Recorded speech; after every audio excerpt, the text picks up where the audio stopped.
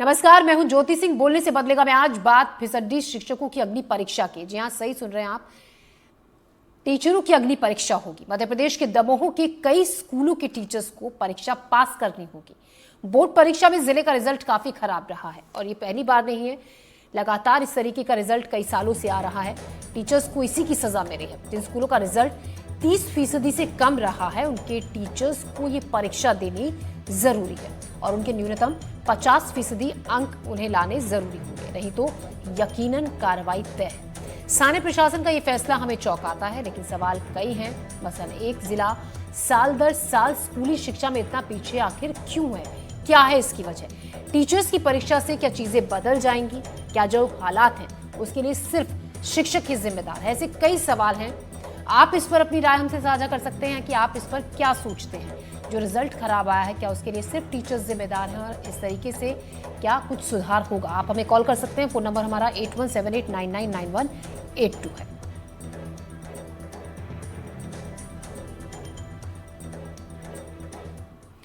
और इसी पर बात करने के लिए खास मेहमान हमारे साथ जुड़ गए हैं। भास्कर इंद्रकांति हमारे साथ हैं, मेंटल हेल्थ कोच। डॉक्टर रश्मि जेटा हमारे साथ हैं, एजुकेशनिस्ट हैं। राव कुलदीप सिंह हैं हमारे साथ, डायरेक्टर स्कूल एजुकेशन एमपीसी। और मधु श्रीवास्तव, रिटायर्ड प्रिंसिपल हमारे साथ हैं। आप सभी का स्वागत है। हमसे जुड़ने के लिए बहुत बहुत शुक्रिया। आपके पास मैं लौटूंगी, उससे पहले एक रिपोर्ट हम अपने दर्शकों को दिखा देते हैं। दमोह में जिन स्कूलों के नतीजे खराब रहे, उनके शिक्षकों को खुद अब परीक्षा देनी पड़ेगी। कलेक्टर सुधीर कोचर ने दमोह के हायर सेकेंडरी और हाई स्कूल परीक्षा के नतीजों पर नाराजगी जाहिर करते हुए ये आदेश दिया है। आदेश में साफ कहा गया है कि जिन स्कूलों का परीक्षा परिणाम 30% से कम रहा है, उनके शिक्षकों को परीक्षा देनी पड़ेगी। और दमोह के स्कूलों का रिजल्ट सबसे फिसड्डी रहा। जिला आखिरी यानी कि 52वें नंबर पर ये सभी स्कूल्स हैं।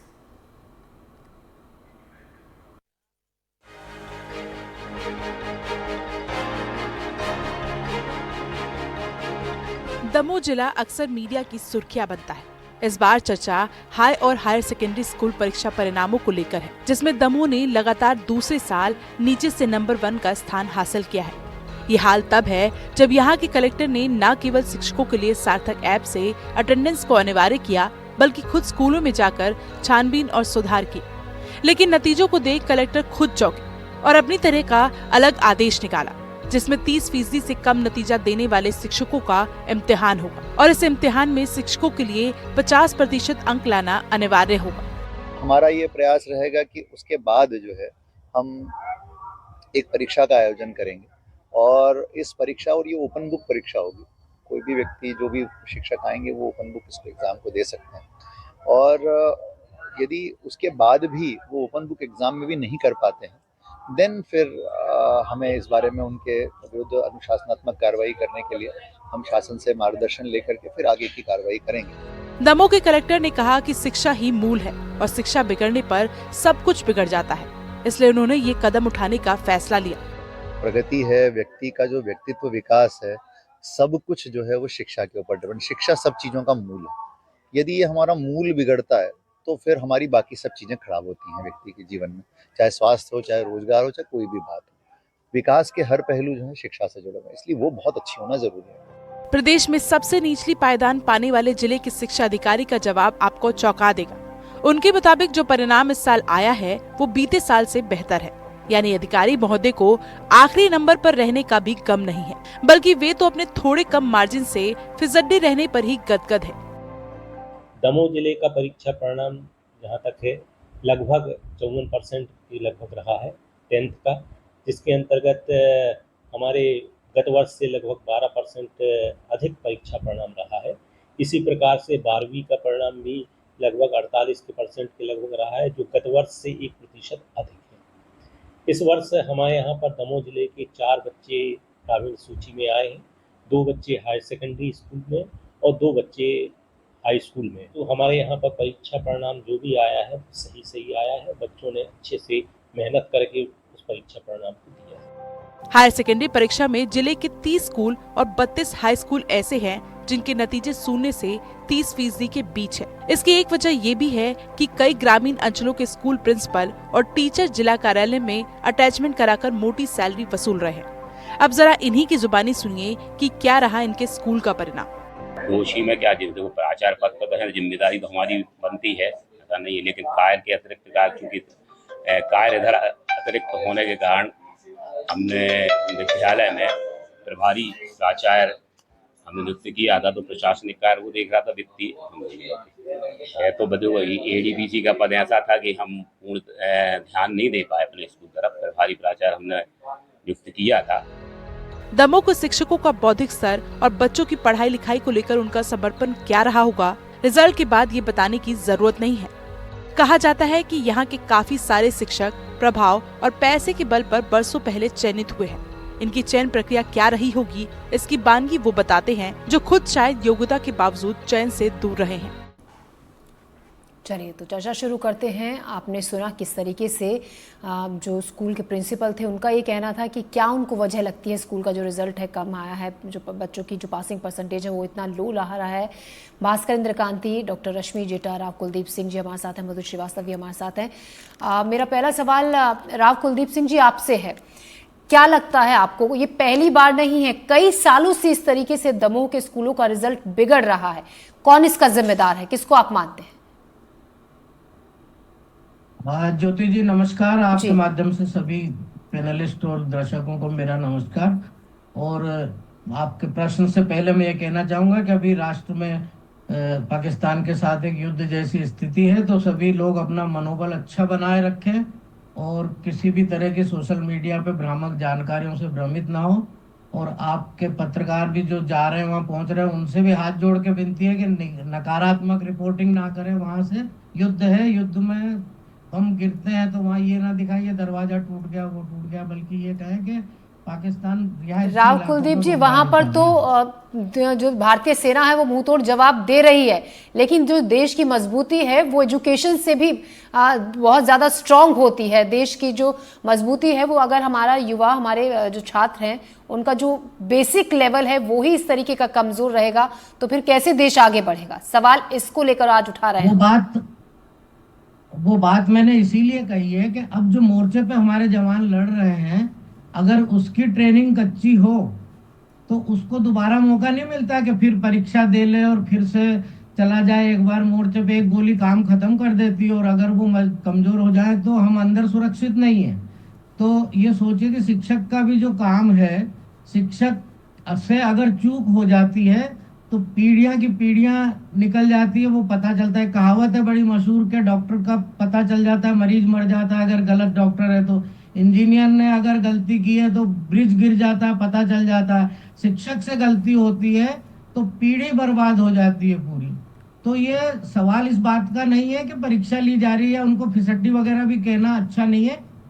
सच है कि सभी को सीखने की जरूरत होती है, हर वक्त सीखने की जरूरत होती है। तो शिक्षक अपनी परीक्षा दे, अपने आप को पता कर ले, ओपन बुक सिस्टम से हो रहा है, खुद अपना मूल्यांकन कर ले, किस चीज में कमी है उसको अपनी मेहनत करे, तैयारी करे, तभी तो बच्चों को पढ़ा पाएंगे। तो इसमें किसी को बुरा मानने की जरूरत नहीं है, एक तो पहली बात। दूसरा, जो दमोह के बारे में आपने कहा कि दमोह में देखिए पूरी की पूरी तरह से व्यवस्था चरमराई नहीं है, क्योंकि एक बिटिया है तरन्नुम रंगरेज हटा की, वो मेरिट में 5वें नंबर पे आए। जबेरा का वो दिव्यांशु यादव है, वो 10वें नंबर पे आया। मैंने जिस साल 11वीं परीक्षा पास की थी तो हटा के ब्रजेंद्र सिंह ही मेरिट में टॉप आए थे, मुझे आज तक उनका नाम याद है। तो ऐसा नहीं है कि दमोह पे कोई दाग लगा हुआ है कि भैया, बस ये है कि जहां पर व्यवस्था ठीक नहीं हुई, जहां मेहनत नहीं की गई, सही तरीके से काम नहीं किया, वहां उन्हें आत्म विश्लेषण करना चाहिए। और सुधीर कोचर साहब बहुत संवेदनशील कलेक्टर है, मैंने उनके साथ काम भी किया है, मैं रहा हूँ जी, तो वो एक अच्छा काम कर रहे हैं, जिसका समर्थन होना चाहिए जी। बात यहाँ पर यही उठ रही है कि आधे से ज्यादा ऐसे स्कूल हैं। देखिए सवाल ये है कि 30% से कम रिजल्ट रहा है, ये अपने आप में काफी परेशान करने वाली बात है। ठीक है, आपने 1-2 स्टूडेंट्स के नाम गिनवाए हैं, अच्छी परसेंटेज उन्हें मिली है, लेकिन जो 30% से भी कम अगर नतीजा कुछ स्कूलों का आता है और लगातार कई सालों से, तो ये वाकई में चिंता की बात है। हमारे साथ आरपी पटेल भी हैं, प्रिंसिपल हैं गवर्नमेंट स्कूल दमोह के ही। आरपी पटेल जी, आपको क्या लगता है, क्या टीचर्स इसके जिम्मेदार हैं? लगातार सालों से इस तरीके से अगर दमोह के स्कूल्स का रिजल्ट इतना ज्यादा गिर रहा है, 30% से भी कम रिजल्ट उनका आ रहा है। इसमें मैं ये कहना चाहूंगा कि क्योंकि दमोह में आप विगत 2-3 साल पहले का रिजल्ट देखिए तो दमोह एमपी में टॉप पोजीशन पे रहा है। बशर्ते यह है कि चूंकि दमोह जिले में आदरणीय कलेक्टर साहब ने बहुत अत्यधिक मेहनत की है, आदरणीय डीओ सर का भी पूरा मॉनिटरिंग रही है और टीचर्स ने भी मेहनत की है। बशर्ते यहाँ पे ये पोजीशन है कि हमारे दमोह जिला कृषि प्रधान जिला है और यहाँ पे मैक्सिमम जो 5 एकड़ से कम जिनकी जमीन है ऐसे मजदूर किसान रहते हैं, तो अधिकतर परिवारों को देखा कि ये पलायन कर जाते हैं और बाहर मजदूरी करते हैं, जिससे यहाँ बेटे को अकेला छोड़ देते हैं और उसको वो फैसिलिटीज नहीं मिलती। वो लगातार यहाँ पर एक प्रॉब्लम रहती है स्कूलों में कि जो बच्चे हैं वो लगातार स्कूल अटेंड नहीं कर पाते। रीजन ये रहता है कि उनके खाने पीने की स्थिति, उनको समय से ये सारी चीजें उपलब्ध नहीं हो पाती और वो विद्यालय में रेगुलरिटी नहीं रहती। कई बार तो ये रहता है कि बच्चों को मेडिकल सुविधाएं भी वो घर में उपलब्ध नहीं हो पाती और वो बीमार पड़े रहते हैं। मम्मी पापा भी बाहर मजदूरी करने कहीं नोएडा, दिल्ली, मुंबई वगैरह वगैरह के शहरों में निकल जाते हैं। वो 2-2, 4-4, 6-6 महीनों बाद आते हैं। कई बार तो ये स्थिति होती है कि एग्जाम के टाइम पे जब 3rd मंथली या 6 मंथली एग्जाम होते हैं तो हम दबाव दे के गार्जियंस को बड़ी मुश्किलों से हम बच्चे को विद्यालय में उपलब्ध करा पाते हैं जिससे वो एग्जाम में भाग ले सके। कुछ रीजंस तो ये हैं। दूसरे रीजंस ये हैं कि चूंकि हमारे जिले में आप देखिए लगातार टॉप 10 में, जैसे मैं एक्सीलेंस स्कूल में पदस्थ हूँ, यहाँ पे मेरा जो 12th का रिजल्ट है वो 98% और 10th का 99.2% रिजल्ट रहा है। और डिस्ट्रिक्ट मेरिट में भी देखिए दमोह में 5 बच्चे जो हमारे जो डिस्ट्रिक्ट मेरिट है उसमें टॉप किया है बच्चों ने, और साथ ही हमने मेरिट भी दी है। हमारा एक बच्चा है भानु लोधी जिसने एमपी टॉप 10 में मैथमेटिक्स में उसका 8th पोजीशन रही है। तो बच्चे पढ़ तो रहे हैं परंतु उनको कुछ भौतिक सुविधाएं नहीं मिल पा रही है और वो गरीबी के शिकार है, जिसके कारण वो जो अन्य जो उनको बुक्स पढ़ना चाहिए, वो बाकी की रेफरेंस बुक्स पढ़ना चाहिए, वो नहीं मिल पाती। लगातार वो विद्यालय नहीं आ पाते। टीचर्स लगातार काम कर रहे हैं। आदरणीय कलेक्टर साहब, डीओ सर लगातार मीटिंग कर रहे हैं और विगत वर्षों में हमारा जो रिजल्ट था 10th का वो 41% था और हम 53% लेके, परंतु स्थान जो है ना 52 में हमारा नाम आ गया है। तो कुछ उसमें समीक्षा करने की जरूरत है और आदरणीय कलेक्टर साहब, डीओ सर और सारे टीचर्स की एक ग्रुप बनाया गया है जिसमें वो मीटिंग करेंगे और ये उन स्कूलों को देखेंगे जहां पे थोड़े से रिजल्ट्स खराब आए। चिंता इसी बात की है सर कि 52 नंबर पर आना अपने आप में चिंता की बात है और तमाम तरीके की जो कमियां आप गिना रहे हैं। एक बड़ा बजट पास होता है एजुकेशन के लिए, वो इस्तेमाल किस तरीके से होता है उसको लेकर भी सवाल खड़े होते हैं। हमारे साथ डॉक्टर रश्मि जेठा भी हैं।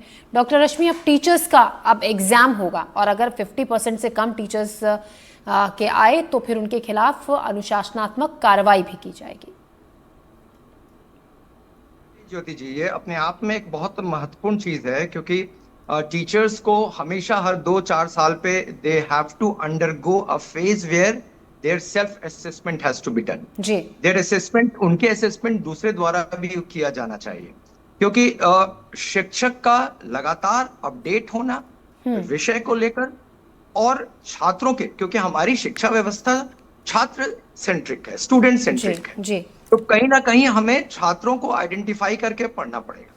देखिए, हम यदि बात करें रिजल्ट खराब होने की तो मैं बहुत क्लियर कट बोलना चाहता हूं कि मोटा मोटी बहुत सारे कारण हम रख सकते हैं, जैसे कि आमतौर पे रख दिए जाते हैं गरीबी है, अभाव है वगैरह है, ग्रामीण क्षेत्र है। लेकिन आप देखेंगे इस बार जो रिजल्ट हुआ है इसमें 2-3 चीजें कॉमन है। जितना खराब ग्रामीण क्षेत्र का है उतना शहरी क्षेत्र में भी खराब है। शहरी क्षेत्र में 2-4 स्कूल छोड़कर अधिकांश स्कूल्स में रिजल्ट्स खराब हैं और they are as good as 10%, which is considered to be a bad result. ग्रामीण क्षेत्र में रिजल्ट खराब है, बहुत सारी इसमें कमियां हम ढूंढ सकते हैं, लेकिन एक जो सच्ची बात है वो मैं आपके सामने कहना चाहूंगा और वो ये है कि इट इज द रियलिटी, ये रियल रिजल्ट है और इस रियल रिजल्ट का सबसे बड़ा श्रेय उस व्यक्ति को जाता है जिसने शिक्षा व्यवस्था के आधारभूत स्तंभ पर परिवर्तन लाने की कोशिश की। जब शिक्षकों को क्लास भेजना शुरू किया और स्वयं जिलाधीश महोदय क्लास में जाकर पढ़ाना शुरू किए। देखिए, to get a mark is something else and to get a knowledge is yet another thing.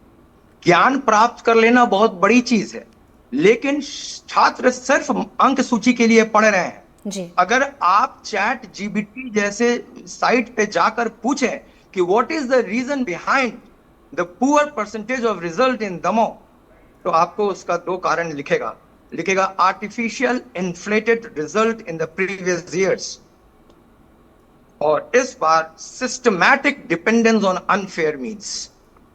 Mind it, systematic dependence. नकल पे नकेल बहुत बड़ी चीज होती है। जी जी शिक्षा व्यवस्था बहुत सुधर गई है और मैं उम्मीद करता हूं हमारे शिक्षकों में कोई खराबी नहीं है।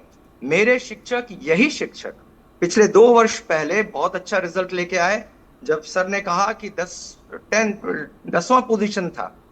ये 2 साल में कम हुआ है क्योंकि हम रियलिटी के करीब आ गए हैं अब। So let's be positive. शिक्षकों पर सवाल तो खड़े होते हैं, ठीक है, शिक्षकों की आप कह रहे हैं कि आपके शिक्षक बहुत बेहतर हैं, शिक्षक बिल्कुल बेहतर हैं, लेकिन ये तो सवाल जरूर खड़ा होता है कि अगर थोड़ी शायद मेहनत की होती तो बच्चों का साथ दिया होता तो शायद रिजल्ट उतना ज्यादा नीचे नहीं जाता। भास्कर इंद्रकांति मेंटल हेल्थ कोच भी हमारे साथ है। भास्कर जी, आप सुन रहे हैं अभी जो तमाम पैनल पर गेस्ट हमारे हैं, उनका कहना है कि बहुत सारी कमियां उन्होंने गिनाई कि गरीब फैमिली से आते हैं, परिवार वाले बाहर काम के लिए चले जाते हैं, खाने की दिक्कतें, तमाम तरीके की परेशानी। क्या आप ये मानते हैं कि जरा सा सपोर्ट अगर स्कूल के टीचर्स का मिले तो बच्चे मेंटली और फिजिकली तौर पर आगे बढ़ पाएंगे और उनका जो रिजल्ट है, जो उनका जो कैलिबर है, वो और ज्यादा निखर कर सामने आएगा? जी, आपने बहुत अच्छी बात करी है ज्योति जी। बिल्कुल सपोर्ट मिलना चाहिए, बट वन साइडेड सपोर्ट नहीं हो सकता। बिकॉज हमें एक चीज याद रखनी पड़ेगी कि ये, जैसे सर ने बोला, ये सिस्टमिक प्रॉब्लम है। इट्स नॉट कि टीचर और बच्चों के बीच की बात नहीं है, सिर्फ ये स्कूल की भी बात है, ये बोर्ड की भी बात है, और अगर अब मैक्रो लेवल पर जाए तो ये हम करिकुलम की भी बात कर सकते हैं। द रीजन इज कि जैसे सर ने बोला कि कौशल और एजुकेशन में जमीन आसमान का अंतर है, और जरूरी नहीं है कि स्कूल में जो पढ़ाया जा रहा है उससे रियल लाइफ में भी एप्लीकेशन उतना ही हो। अब ये चीज को जानने के लिए इट इज एब्सोल्युटली नेसेसरी कि हम टीचर्स के भी मेंटल हेल्थ का ध्यान रखें, हम स्टूडेंट्स के भी मेंटल हेल्थ का ध्यान रखें। और हाँ, अगर ये सपोर्ट मिलेगा, जो कि होलिस्टिक सपोर्ट में बोलते हैं, क्योंकि अगर आप फैक्ट्स वगैरह को देखेंगे, स्टैट्स वगैरह को देखेंगे, तो स्ट्रेस, डिप्रेशन, एंजाइटी रोजमर्रा के जीवन का वो हमारा एक हिस्सा बन चुका है। अब ये चीज डेफिनेटली बच्चों की और टीचर्स की इक्वली प्रोडक्टिविटी पे इफेक्ट तो डालती ही होगी। तो यहाँ पे किसी एक को गलत ठहरा देना, मेरे को लगता है ये थोड़ा सा एक्सट्रीम हो जाएगा। बिकॉज सब लोग अपना काम करने की कोशिश कर रहे हैं, पर आजकल दुनिया इतनी तेज चल रही है, इतना सारा इंफॉर्मेशन ओवरलोड है और इतने सारे डिस्ट्रैक्शंस है, जिसके चलते मेंटल हेल्थ की अपकीप करना वैसे ही बहुत डिफिकल्ट हो चुका है। और इसीलिए हमें, जैसे सर ने बोला, ट्रेनिंग, एसडीपी होते हैं, फैकल्टी डेवलपमेंट प्रोग्राम्स वगैरह होते हैं। भास्कर जी, मैं लौटूंगी आपके पास। आवाज में थोड़ी सी तकनीकी खामी आ रही है, आप साफ नहीं सुन पा रही हूँ, मैं आपके पास लौट रही हूँ। मधु श्रीवास्तव, रिटायर्ड प्रिंसिपल, हमारे साथ है। मधु जी, क्या लगता है, क्या सिस्टम में कुछ बदलाव की जरूरत है? देखिए, सवाल ये भी खड़ा हो रहा है कि जो सरकारी स्कूल के टीचर्स हैं, मोटी सैलरी पाते हैं, रेगुलर हम देखते हैं, और ये कोई नई बात नहीं है, क्लास के टाइम पर, स्कूल के टाइम पर, ड्यूटी के टाइम पर वो अटेंडेंस इन कर वो गायब हो जाते हैं। ये भी कोई नई बात नहीं है, और ऐसा नहीं है कि आप इससे नकार सकते हैं, ये है और वाकई में होता है, खासतौर से ग्रामीण इलाकों में। मैं आज ये कहना चाहूंगी कि जो दमोह जैसा अभी अपन बात कर रहे हैं कि दमोह में ऐसा हुआ है, ये किसी भी जिले के साथ हो सकता है। जरूरी नहीं कि आज दमोह पीछे है तो कल दूसरा कोई जिला पीछे नहीं होगा, कोई ना कोई। ये एक जगह की बात नहीं है, ये हमें पूरे एमपी की या पूरे राष्ट्र की सोचना चाहिए कि हम उसको सुधारें कैसे। सबसे पहली बात तो ये है कि गवर्नमेंट के जो स्कूल्स हैं या वहाँ के जो टीचर का अलॉटमेंट है वो किस तरीके से होता है, उसको हमें देखना होगा कि कैसे हम वहाँ उनको रिक्रूटमेंट कर रहे हैं तो उनका रिक्रूटमेंट किस प्रकार से हो रहा है। अगर रिक्रूटमेंट सही तरीके से हुआ है तो टीचर अच्छा ही होगा, और रिक्रूटमेंट में अगर कोई कमी रह गई है तो टीचर में भी कमी रह जाएगी। दूसरी एक चीज है कि बच्चों के बीच में, छात्रों और टीचर के बीच की जो कम्युनिकेशन है वो कितनी मजबूत है, उसको मजबूत करना बहुत जरूरी है। बच्चा समझ रहा है या नहीं समझ रहा, आप पढ़ा तो रहे हैं, टीचर अच्छा एबल है, सब कुछ है, बहुत अच्छा पढ़ा रहा है, लेकिन बच्चा उसको गेन कर पा रहा है कि नहीं, ले पा रहा है कि नहीं उससे।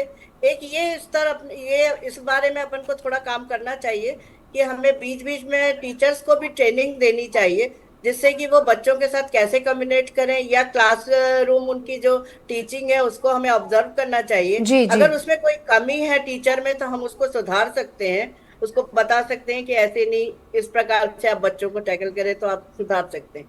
तो बच्चे, और दूसरी बात यह है कि टीचर और बच्चे दोनों की उपस्थिति बहुत जरूरी होती है। अगर बच्चा नहीं आ रहा है तो टीचर क्या करेगा, और टीचर नहीं आ रहे तो बच्चे क्या करेंगे। मतलब दोनों ही समय पर उपस्थित रहे, स्कूल में आए, ये बहुत जरूरी होता है जी। लेकिन कई जगह ऐसा देखने में आता है कि परिस्थितियां ऐसी होती है, जैसे अभी एक कहा गया कि कुछ कृषि प्रधान है दमोह, तो वहां बच्चे के मजदूरों के बच्चे हैं और वो नहीं आते हैं स्कूल में।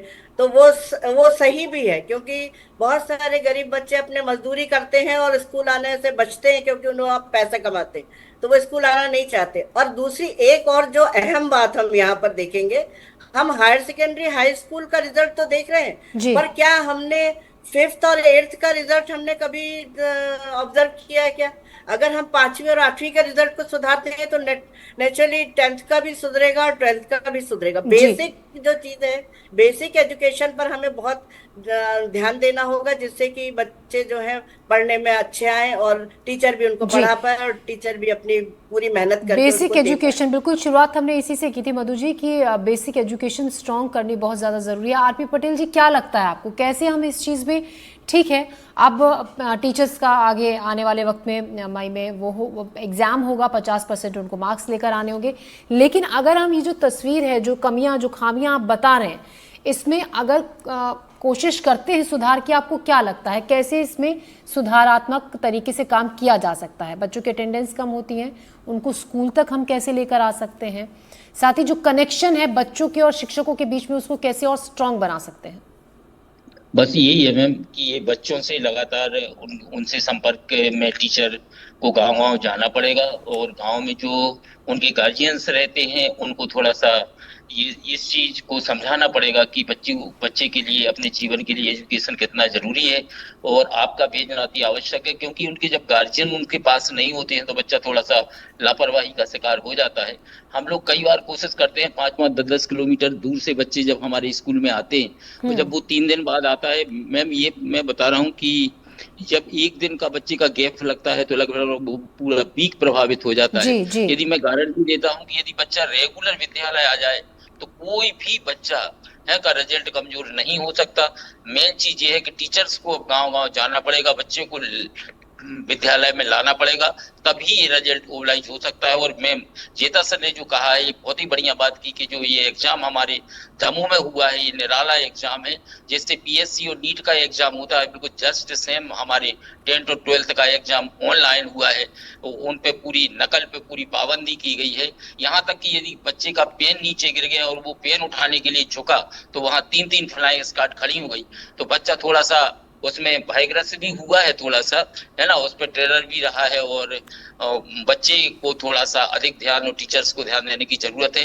एग्जाम ये दमोह का जो हुआ है, ये मध्य प्रदेश का एक ऐसा एग्जाम है कि जो अभी हम लोगों ने नीट का एग्जाम कराया है, तो लग रहा था कि नीट का एग्जाम भी एमपी और 10th और 12th के जो हमारे बच्चों ने एग्जाम दिया वो कहीं नीट से कम नहीं है। पूरी सिक्योरिटी, पूरी पारदर्शिता के साथ ये एग्जाम हुआ है और बिल्कुल ये रियल और फैक्ट रिजल्ट है, और निश्चित ही आने वाले वर्षों में इसका प्रभाव दमोह पे बहुत पॉजिटिव जा रहा है। बच्चे कंपटीशन में भी निकलेंगे, क्योंकि उनके दिमाग में ये थीम बन चुकी है कि एग्जाम ऐसे होता है, और ये चीज जब उनके दिमाग में सेटिस्फाई होगी तो वो डिग्री नहीं, उनके दिमाग में वो पढ़ने की वो ललक पैदा होगी, वो आगे निकलेगा। ठीक है डॉक्टर रश्मि जोटा, आप मानते हैं जो टीचर्स का जो टेस्ट लिया जा रहा है इससे चीजें ठीक हो जाएंगी? अभी तो टीचर्स इस टेंशन में होंगे कि उनको 50% मार्क्स लाने हैं, अगर नहीं लाए तो फिर उनके खिलाफ एक्शन लिया जाएगा।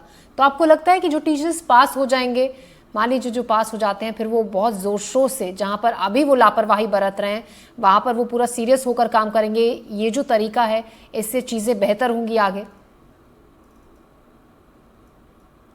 ना अनिवार्य है, लिया जाना चाहिए, क्योंकि टीचर्स के दिमाग में ये बात होनी चाहिए कि हमें भी समय के साथ चेंज करना है, बच्चों को प्रोवाइड करना है। शिक्षा का कॉन्सेप्ट बदला है, शिक्षा अब बहुत तरीके से, हम कहते हैं कि इट इज अप स्किलिंग हो गया है, मल्टीटास्किंग हो गया है। शिक्षक पहले फिजिक्स केमिस्ट्री का शिक्षक होता था, लेकिन अब उसे मल्टीटास्किंग होना है, उसे साइकोलॉजी समझना है बच्चों का। एक बहुत इंपॉर्टेंट चीज ये है कि जब हम शिक्षक के अपॉइंटमेंट की बात करते हैं तो दमोह में अलग तरीके से अपॉइंटमेंट नहीं होते हैं। This appointment is uniformly followed all through the state. Now दूसरी इंपॉर्टेंट यहाँ पे मैं सबकी सहमति हो रही है जी रश्मि जी, बच्चों के से ज्यादा देखिए ग्रामीण क्षेत्र के अंचल के बच्चे खेती नहीं करते हैं, वो आएंगे, वो लड़के कॉलेज के बच्चे करते हैं, इसलिए कॉलेज में एब्सेंटी हो सकता है। उनके पेरेंट्स के साथ काउंसलिंग बहुत जी, तो पेरेंट्स के साथ काउंसलिंग बहुत ज्यादा जरूरी है। मैं जी डॉक्टर रश्मि, मैं एक रिएक्शन जल्दी से भास्कर इंद्रकांति का भी चाहूंगी, इसको लेकर आप क्या सोचते हैं भास्कर, आपका एक जल्दी से रिएक्शन। मैं बिल्कुल अग्री करता हूं इस बात से कि अपस्किलिंग का दौर आ चुका है। अगर हम क्लासरूम में ये बता पाए कि क्या पढ़ाया जा रहा है और क्यों पढ़ाया जा रहा है और असल जीवन में उसका क्या उपयोग होगा, क्योंकि एक बहुत बड़ा गैप हमेशा से रहा है, जब मैं भी स्टूडेंट था तब भी रहा है, वो रोट लर्निंग का जो शब्द है वो यूज करते रहे हैं। तो ये चीज तो बिल्कुल सही बात है और सर ने बहुत अच्छी बात यहाँ पे कही है कि पेरेंट्स को भी इस इक्वेशन में इंक्लूड करना जरूरी है, क्योंकि बच्चा स्कूल में आता है तो टीचर के साथ, घर जाता है तो पेरेंट के साथ, बट वो पूरा इकोसिस्टम जो है उसको क्लेंस करना बहुत जरूरी है। और जैसे कि एक बात थी, आपने जो एक चीज कही थी कि ये टीचर्स के ऊपर ये जो एग्जाम हो रहा है, और ये मेरा ये मानना है कि जब हम एजुकेशन की बात करते हैं, स्ट्रेस अच्छी चीज भी होती है, बट जब हम एजुकेशन की बात करते हैं तो डर का माहौल किसी के लिए नहीं बनाना चाहिए, क्योंकि डर के मारे अगर कोई बदलाव लाने की कोशिश कर रहा है तो वो शायद सस्टेनेबल ना हो, वो लंबे समय तक ना चल पाए। तो सपोर्ट टीचर का करना चाहिए, एडमिनिस्ट्रेशन को, तभी वो टीचर एक स्टूडेंट का सपोर्ट कर पाएगा। जी, और फिर पेरेंट्स को भी की आप बात कर रहे हैं, लेकिन सपोर्ट तो किया जाता है, बराबर सपोर्ट किया जाता है। भास्कर इंद्रकांति, आप हमारे साथ जुड़े, तमाम सवालों के जवाब दिए। डॉक्टर रश्मि और राव कुलदीप सिंह जी, मधु श्रीवास्तव, आरपी पटेल, हमसे जुड़ने के लिए, बातचीत के लिए बहुत बहुत शुक्रिया। तो कुल मिलाकर टीचर्स स्किल्स में अपडेट लेकर आना बहुत ज़्यादा ज़रूरी है, उन्हें समय समय पर उनके ट्रेनिंग सेशंस होने चाहिए, और जो आपस में कम्युनिकेशन है बच्चों के बीच में और शिक्षकों के बीच में, उसको और बेहतर किया जाना चाहिए। बहरहाल अभी के लिए फिलहाल बोलने से बदलेगा में इतना ही, दीजिए इजाज़त, नमस्कार।